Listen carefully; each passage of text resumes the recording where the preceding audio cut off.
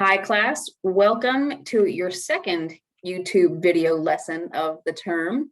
This one won't be as long as last week's video, but there will be some length to it. We have a lot to talk about, so get comfy. Hopefully you did read chapters 5 and 7. And what we're going to be talking about is going to coincide with what you've talked about, flesh it out a little bit. We're going to be talking about developing your specific purposes for your speeches. We're going to talk about gathering materials and evidence that you will use to develop your speeches. And we're also going to be talking about putting together your central idea or your thesis statement.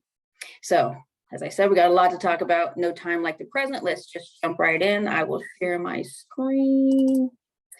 All right, so we talked a little bit on Tuesday about choosing a topic and narrowing your topic so that it's very specific. And now we're going to combine that with talking about your purpose. Most of the time, as we said, you don't have to select a topic or a purpose. Sometimes your job will just give you, hey, we need you to give a speech about X, and you don't get to choose it, you just have to do it. Sometimes though, you do get the fun of selecting your own topic and purpose, like for this class. So you might as well pick topics that you enjoy, that you'll have fun talking about. I totally recommend picking something you do know something already about. It'll just make this first assignment so much easier. So moving on. Determining your purpose. This is actually a much bigger deal than it may seem like. A general purpose is what you basically want to accomplish with your speech. And when I say basic, I mean basic. It's as general as can be. It's a verb, an infinitive verb at that, in the form to whatever you want the speech to do. And that's all it is for your general purpose. So for example, a general purpose for a speech could be to inform, which we've talked about a little bit already, to entertain, to honor, to persuade, to commemorate, to advise. I mean, there's a whole bunch of them. For the purposes of our class, we're going to be looking at speeches where the general purpose is to inform, to honor, or to commemorate, to persuade. We're not really, I mean, hopefully your speeches will be entertaining, but that won't be the main point of your speeches. So if I'm asking you what the general purpose of a speech is, it will just be 2 words, and it'll be to whatever you want to do with your speech. For your first assignment, your general purpose will be to inform, and that's it. So that's easy, isn't it? When you're determining your purpose, that's when we shape it down to your specific purpose. So general, it's extremely basic. As you can imagine, specific purposes are specific. They're what you want precisely to do with your speech. So the general purpose, super broad, to inform. Specific purpose starts with the verb, do whatever. So it starts with your general purpose, but then it includes details that really narrow your topic down. And as we talked about last Tuesday, it needs a narrowed topic that can be easily covered given the time parameters of your speech. So, for example, if you have to give a speech that's 3 minutes long, you can't have a topic that's so broad that you really can't give it justice in 3 minutes. You need something super narrow so that you can go in there, say what you need to say, be specific about it, say boom, boom, boom, here's what it is, be done. So, in putting things together, let's say we have an assignment and our general purpose for a speech is to inform. Let's say I've been thinking and I want to do a speech about cats. And that's a very general topic, right? Cats. Could talk about a lot of things having to do with cats. My specific purpose, though, once I start thinking about, well, what do I want to talk about with regard to cats? And then I use that narrowing activity that we did on Tuesday. And my specific purpose comes out to be to inform my audience of the proper basic care of house cats. That is a very narrow topic that I could give a speech about in 4 or 5 minutes. So That also tells me when I'm going out and gathering information that I'm going to use to support my ideas. It gives me a really good idea of what information should go in my speech and what information does not go in my speech. So here's another example. Let's say I have a general purpose of to honor. My speech is going to honor somebody or whatever. My general topic, let's say, okay, my sister-in-law, Julie Brooks. There's a lot of things I could say about my sister-in-law, Julie. So knowing that my speech is to honor my sister-in-law, Julie Brooks, I have to be really specific. You know, what is the occasion? What do I want to talk about? And I develop my specific purpose to honor, remember it starts with that infinitive phrase again, my sister-in-law, Julie Brooks, on the occasion of her wedding. So once again, we've gone from broad to narrow. And now when I'm writing my speech, I know that it's wedding, and I know all the things that go into the speech should have something to do with her getting married, and all the things that don't have anything to do with her getting married stay out of the speech. All right, let's see another example. Let's say we have a general purpose of to persuade. That's very broad. Want to write a speech to persuade. Okay, there's a world of things it could be. So I'm thinking about general topics, and in my line of work, we're always talking about car accidents. There's a lot of things I could talk about with car accidents. So many things. So I go through my narrowing exercise, shoop, shoop, shoop, and I determine that my specific purpose is, remember it starts with that infinitive phrase, to persuade my audience to always wear their seat belts in case of accidents. It's very specific. You might notice that for a lot of these speeches, especially for the to inform and the to persuade, it's followed by my audience too. I want to inform my audience that. I want to persuade my audience to. That's always a good way to start your specific purpose. What do you want to do? I want to persuade my audience to whatever it is that's the specific part. I want to inform my audience that, whatever it is that's the specific part. That is a great way to begin the beginning of your specific purpose. And then whatever the narrowed part is, just goes there at the end. I think I have one more example. Yep, and this is as specific as they come. If a general purpose is to entertain, you just want to talk about something that's entertaining. Let's say my general topic is my experiences as a TV news anchor, because I did do that for a lot of years, a long time ago. And I'm thinking about all my experiences, what would be the most entertaining thing I could talk about? And I developed my specific purpose, remember, to entertain my audience with the story of how I angered my producer, and she got Santa Claus to tell me I was on the naughty list on live TV when I was a TV news anchor. That's as specific as it comes. That is a very specific story for me to tell, to do my speech about, and anything that has to do with that story can go in my speech. Anything that doesn't have anything to do with any part of that part of the story doesn't go in my speech. So hopefully you see how we kind of put these elements together. You start with things that are very general, and then we develop things that are very specific based on those general qualities. So when we're going to write a speech, the first thing we need to know what the purpose is, and we need to pick the topic, and then we develop the specific purpose. And at this point, it's time to start gathering materials. Now, the book kind of flips those around, that you develop your thesis idea first, and then you start gathering materials. And I'm not for that. I prefer that we gather materials, because then they can help us develop the central idea. So once you have your specific purpose worked out, it's time to gather materials, find the sources that will help you write your central idea, and then provide the information you need to develop the body, which is the evidence or the defense or whatever information you need to give your speech. So I think it's important to go ahead and start looking for sources, finding information. I can't tell you how many times I thought in my head I'd organize and I'd put together, okay, here's my thesis statement. And then I'd look through materials and find out that certain parts that I thought were in my thesis didn't quite work. So I had to reshape it a little bit. So I think it's a good idea to at least review source materials. That will help you then write your central idea, and you won't have to change it, and it'll be perfectly put together as a result of what you've studied and researched. So one of the things you can use as a source is yourself and your own experiences and knowledge. Now, this isn't the only thing you're going to be using for your speeches.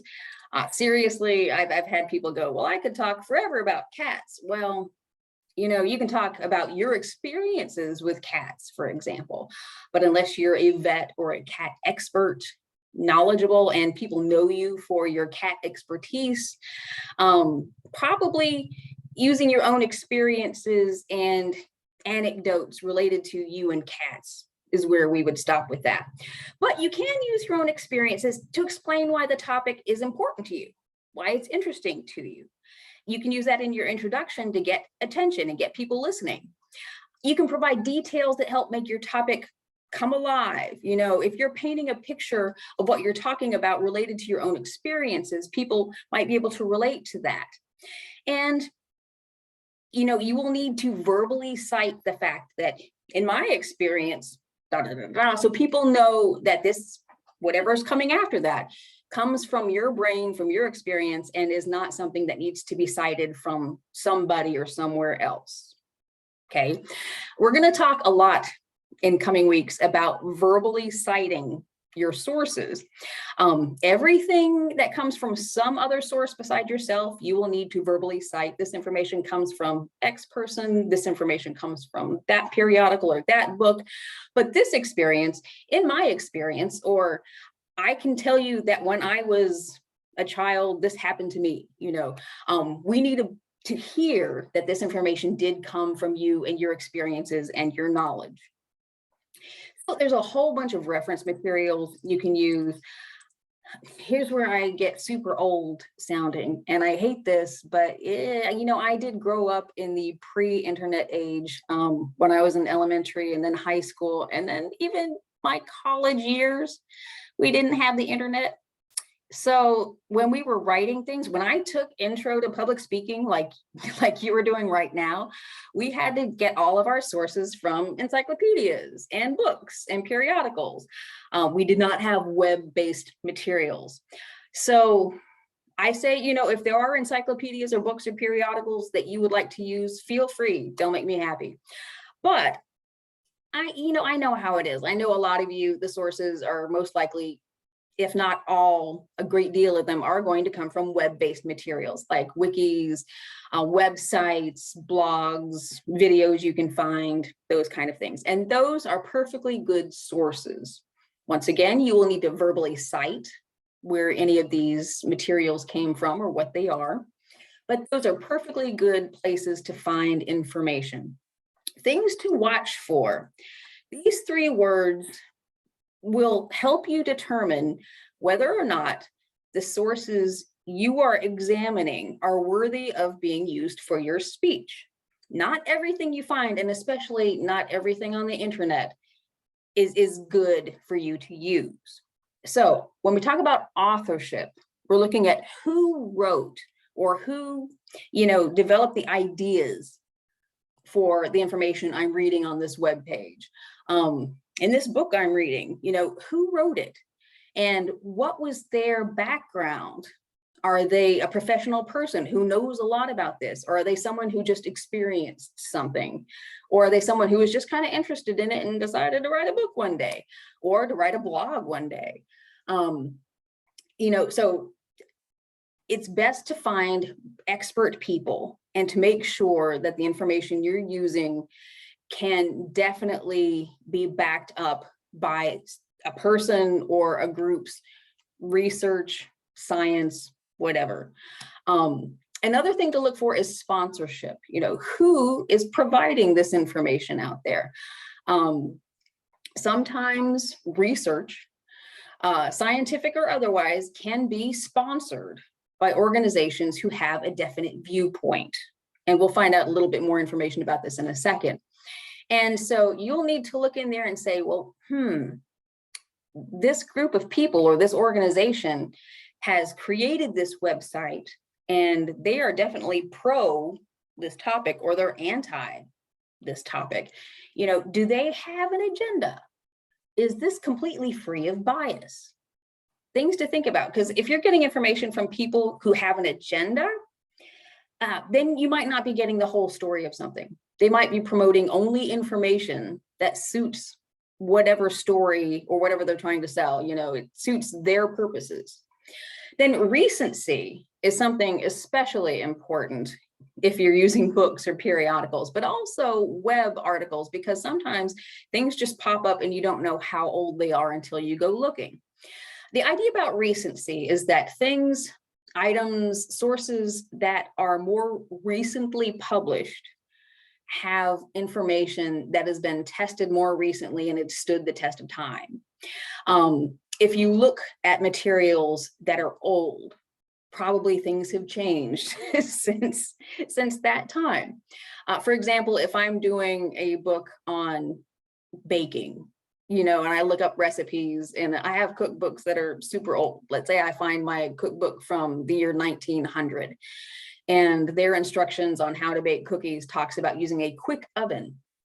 You know, if I look at a cookbook from 2022, they're not even going to use that terminology. They're going to have specific degrees that I should turn my oven to, because that's what we do now. Back in the day, you'd have to light a fire in an oven, and a quick oven would be a super hot one where you could put stuff in it and it would cook very quickly, but it was largely subjective.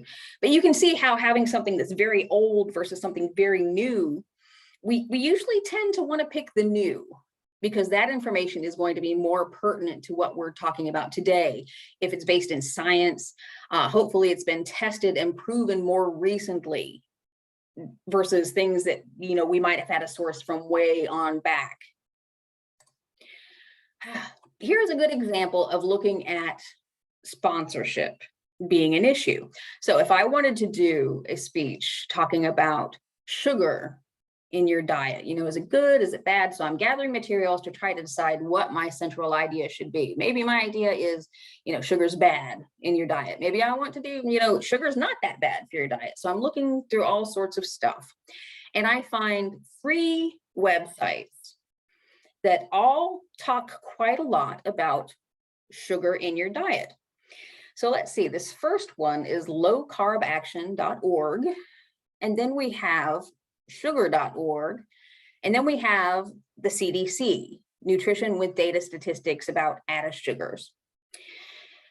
And it's very interesting. If I go to the Low Carb Action page, you know, they talk about sugar is just terrible for your diet, seriously. Talks about glucose reactions and diabetes and all sorts of things. So I'm like, ooh, well, that sounds like really interesting stuff. That's a big negative. If I go to sugar.org and I start poking around the website, I find out that it is sponsored by a group, by the sugar producers of America. And they're saying, you know, sugar's not that bad. As part of a balanced diet, added sugars, they give you energy. They're carbohydrates. So I'm thinking, well, wait a minute, the low carb people are definitely anti-sugar, but the sugar.org people are pro-sugar. So then I go to the cdc.gov webpage, and basically it's just statistics on how much sugars are in your diet. And it just says basically, as part of a moderate diet, you can have sugar, but it is something you have to watch out for sugar creep. And it's definitely a more balanced written page. If I had just Googled around and got sugar.org and it popped up, you know, I'd think, well, shoot, sugar's just fine.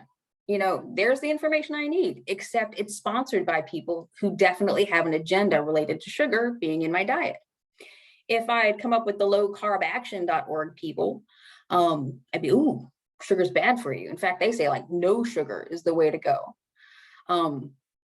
Because they have an agenda as well. They're all about being low carb. If I went to the CDC and got information, I could use that information honestly for either side. But the government really doesn't have an agenda in this. So they do give a fairly moderate assessment So I would still need to find more materials to figure out, which direction I want to go in. But you can see how whoever is sponsoring the information can put forward, facts and details that can influence people one way or another. And it's good, one, to make sure you check a variety of sources, and two, to see, okay, who's putting this information out there? And sometimes it's hard to find. You have to look in the footer of web pages sometimes, or the about section of web pages a lot of times. All right, talk about Wikipedia. So I know when people research, a lot of times the first page they go to is Wikipedia, because everything's in there. But Wikipedia is not a source in and of itself. It is a location where information is combined with other people posting information, and they list their sources. But, just to say, I got this information from Wikipedia. Wikipedia says, no, Wikipedia doesn't say anything. They reflect what people put in there. So how do you find what information to use? Well, the notes sections at the bottom of the page are the sources. So for example, and I've got these here, but honestly, I'm not going to use either one of them.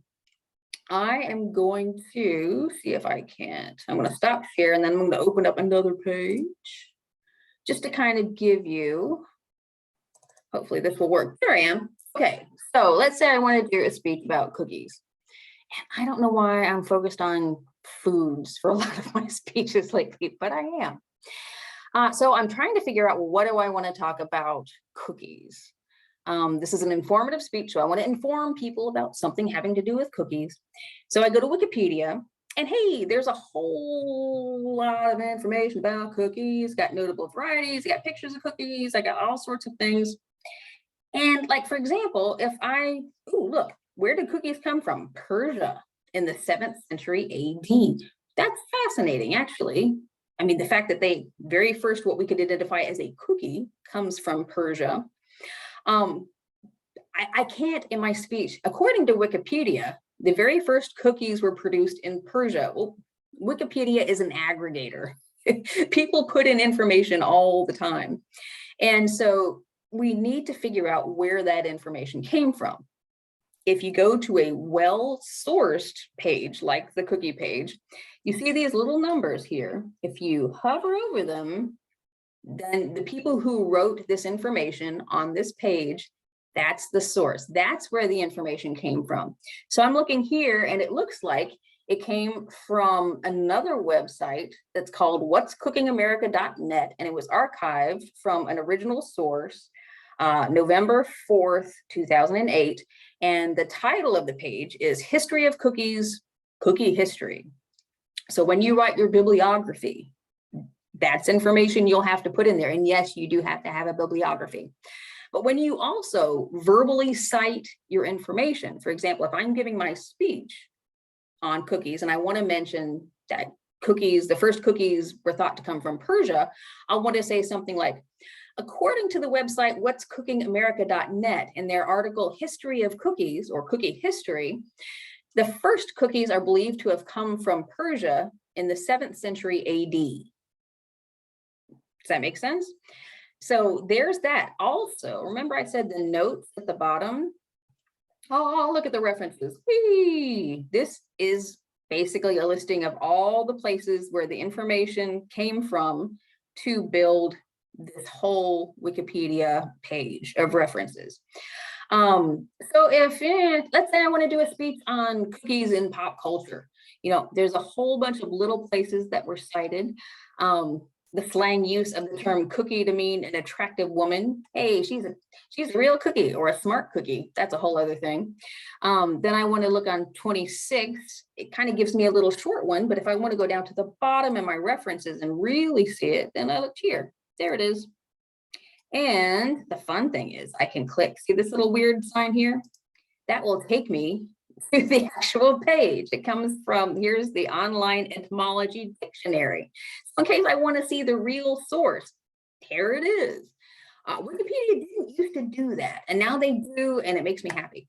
So let's see another thing. If I wanted to do a speech on, oh look, breakfast cookies. If I wanted to take, how to make cookies that you can eat for breakfast. Hey, that sounds like a great idea for a speech to me. Here's a source. It comes from Kate Bratskier. 22 cookies that are totally okay to eat for breakfast. Well, that sounds like a great source. So if I go down to 18, hey, there she is. And I can click on this link and it's going to go to the Huffington Post. Ta-da! And there's the article. I can take the information from here, or I can take that one sentence. The good thing about having the source page is because a lot of times you'll just get like 1 or 2 sentences on the Wikipedia page, but this gives me all the information about breakfast cookies. So if you're like, I want more information than what they're giving me on that Wikipedia page, go to the original source page. So hopefully this helps you a little bit working with Wikipedia. If you have other questions, please let me know. So let me stop sharing and go back to our favorite PowerPoint slide. There we go. All right. Another way to get information is to interview people. So we can get information from books and the internet and magazines and that sort of thing. But you can also talk to other people who are experts, or you can talk to other people about their experiences. So if I'm doing a speech on cats, for some reasons with me today, it's only cookies or cats. I don't know why. But let's say I'm wanting to do a speech on cats and I really want to get some information. Maybe I've got a cat. I can talk to my vet. I can interview my vet and get some info that way. So the things to know, make sure the interviewee is a good source. And if they are a certified, licensed, educated veterinarian, for example, in this case, that works for me.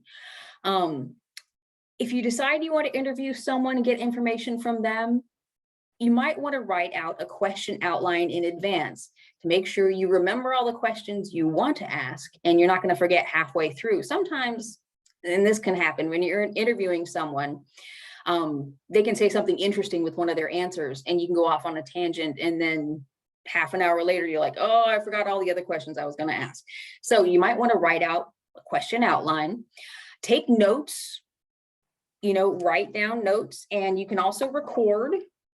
A lot of phones have an app where you can record the conversation if you need to. And then if you do record, you need to review them and write down what you want to use as soon as possible so they're fresh in your head and you can really make good use of them quickly. All right. Phew. That's all the ways, all the things we're going to talk about when it comes to gathering information. Excuse me, I'm going to have a little sip of coffee. But before I go on, you remember in class, I was talking about a few times during the term, I'm going to give you opportunities to get bonus points. Well, this is one of those times. I want to see who's watching this video and who's at least gotten this far, who's at least paying attention to it and not just going to the end to see what the assignments are. I know what happens. I know this is likely to happen, but I'm going to give you a code word and I want you to email it to me.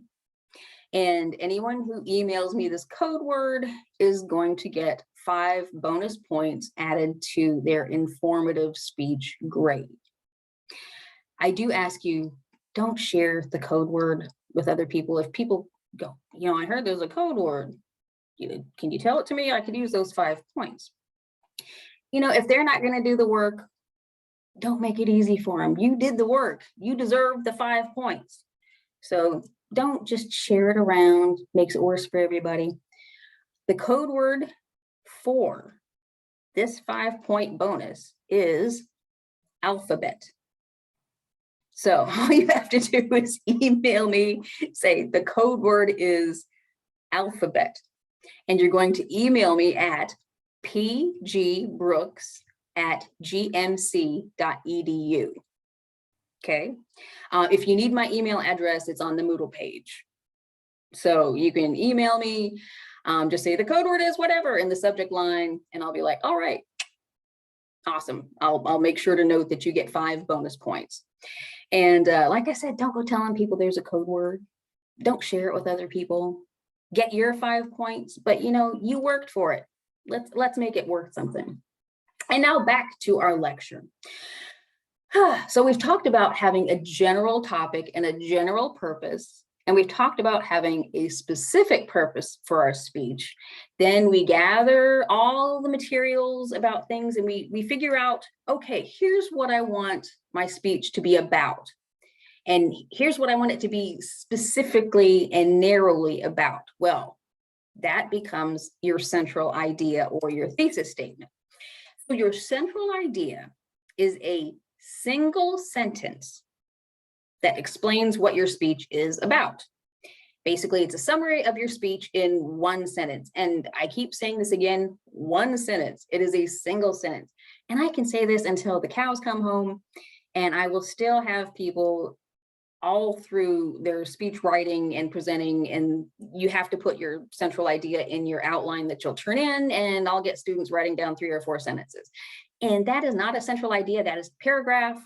That is not what a central idea is. So when I say it is one sentence, I'm not kidding. I will mark off for that. So examples. If my general purpose, I've assigned myself an informative speech. So my general purpose is to inform. And then I think about all the things I'd like to talk about. And my general topic I've come up with is public speaking. I do it a lot. And after doing a lot of thought and doing the narrowing down exercise, my specific purpose is determined to be to inform my audience, remember that construction, to inform my audience on ways to develop confidence as a public speaker. So I gather materials and I come up with things that I think would make great main points for my speech. And using those points, I come up with my central idea, which is people can develop confidence as public speakers if they learn breathing techniques to visualize their public speaking, and if they practice public speaking often. Now notice that is one sentence. It's a little long, but it's still one sentence. And it explains what my speech is going to be about. And you can see where all the main points of my speech are going to be. You can see those 3 different things that I said I'm going to talk about with regard to public speaking. You can develop confidence by learning breathing techniques. That would be 1 point. Visualizing their public speaking, that would be my 2nd point. And then the 3rd point, if they practice public speaking often. So if I were to give my central idea at the end of my introduction and my speech, people listening would know that's what's coming up in this speech. That's what this speech is about. All right, I think I have another example here. Whoop, I'm going to do some reminders first. Things to remember about your central idea. It is always a complete sentence. There is a subject, there is a verb, there are other words in there, there's punctuation. It is a sentence. It is not a question. And I do get this every now and then. Someone will be like, how does one develop experience? How does one develop confidence in public speaking?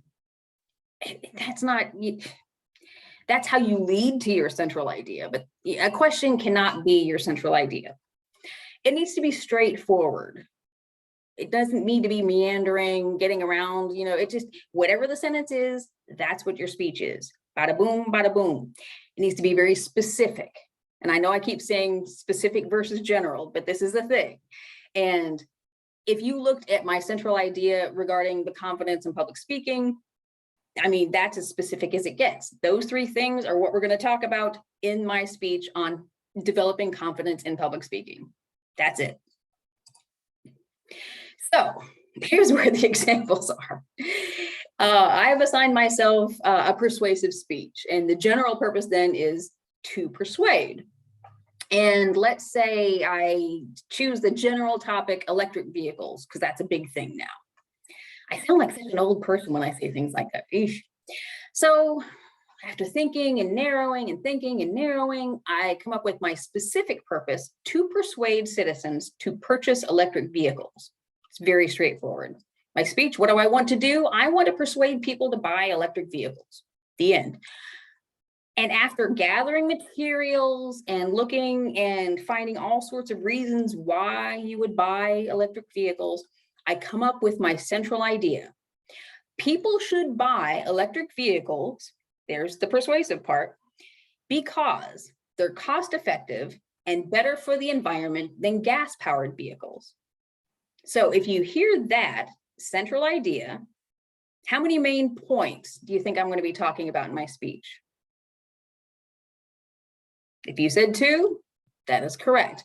I'm going to have a main point about the cost effectiveness of electric vehicles, and I'm going to have a main point about them being environmentally better than gas-powered vehicles.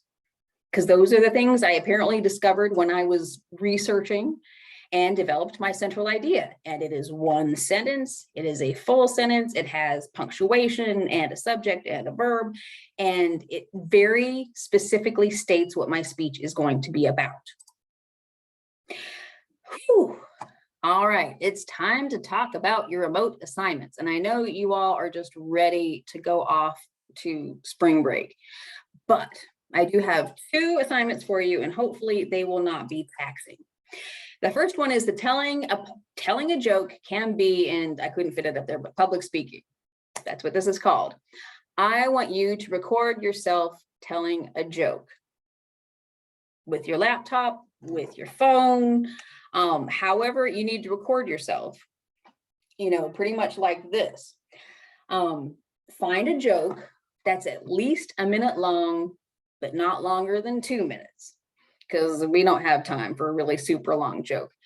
Now, okay, couple of things, because past classes, most people do this okay, but there's always a couple of people who think they have to make up their own joke. And no, you don't have to make up your own joke. Find a joke you like, that if you tell it, it's at least a minute long, but not longer than 2 minutes long.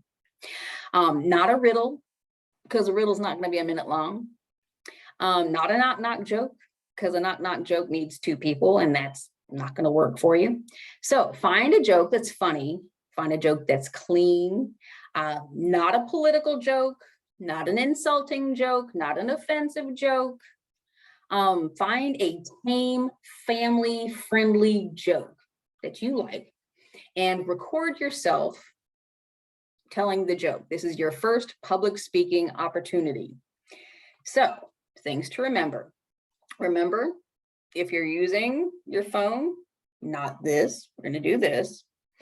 Don't hold your phone if at all possible, because people are always shaky and we don't want you doing this while you're telling your joke.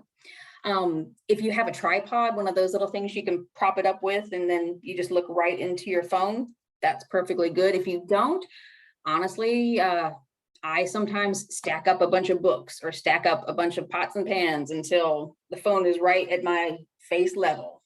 And you really do want your phone to be at face level. You don't want to do it like this, because then you're looking up. People will be looking at you like this. If you're doing it with your laptop, that's perfectly good too. Just wherever you have a camera in your device, record yourself telling the joke. Other things to think about. Look at the camera. The first thing you have to do is figure out, where is the camera on your device? Mine is right here, see? Whoop. Don't look at yourself. So if I'm looking down at my screen, this is what it's going to look like. So 3 people walked into a bar, and I'm not looking at you, am I? I am now. It's hard to do, but this is why we're practicing. You're not looking at yourself. And you know what? Looking at myself now, I'm kind of distracting myself. It's kind of hard, but make sure you're looking at the camera. In your phone, sometimes your camera will be on the end. Mine is right here. So if I'm looking here at my screen, I'm going to be looking a little bit off center, which is going to be a little weird. So look at the camera, look at the end. It also will help you take pictures later on, because you'll know, okay, look at the camera, don't look at the middle. And if you've ever wondered why your eyes are a little bit off a little bit in your pictures, that's why. You're not looking at the camera, you're looking at the center. Look at the camera. So If you have a laptop, just set it up like this, tell your joke, record it. If you're doing it with your phone, look at your camera, put it at face level, head level, right there. Save the file. That was a lot of explanation, wasn't it? This says 1 minute to 90 seconds long. That works for me. Frame yourself horizontally. Give yourself a head and shoulder shot. Look at me right now. You can see my head and my shoulders. That's the kind of shot I want you to have. I don't want you just head. I don't want you like this. You know, I want to see you look like you're an anchor man on TV and see your shoulders and your head. Look at the camera, and then let me move myself up here. You're going to take that file, you're going to rename it with your last name and the word joke. So I know whose files are whose. For example, if I was doing this assignment, it would be Brooke's joke, would be the name of the file, and you're going to upload it to its Moodle link by 11:59 this Sunday, which is April 3rd.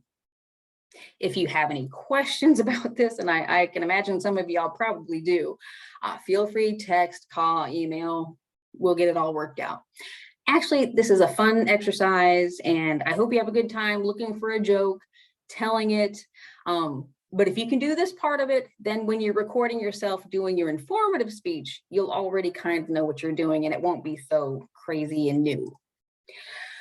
All right, so now we have a second assignment, and this one's going to be super easy. I just want to know what you're going to give your informative speech on. What is your topic? And remember all those things we just figured out today? Well, they're going to come in handy. In a Word document, I want you to write, and I think, there we go, for your upcoming informative speech. General purpose, which honestly should just be right off the top of your head what it is. Specific purpose for whatever you've decided you're going to be giving your speech about. And then do a little bit of research and see if you can't go ahead and come up with a central idea. Now, I'm not expecting you to have a lot of main points. 2 or 3 are pretty good. So do a little bit of research, an overview. And with that information, I think you shouldn't have any trouble putting together your 1-sentence central idea. So all I want are these things, boom, boom, boom, in a Word document with your name and stuff up at the corner as usual. Turn in that Word doc to Moodle by 11:59 this Sunday, and you'll be good. You can have the whole week, the rest of the week. I'm not going to make a YouTube video for next weekend. You have the whole next week all good.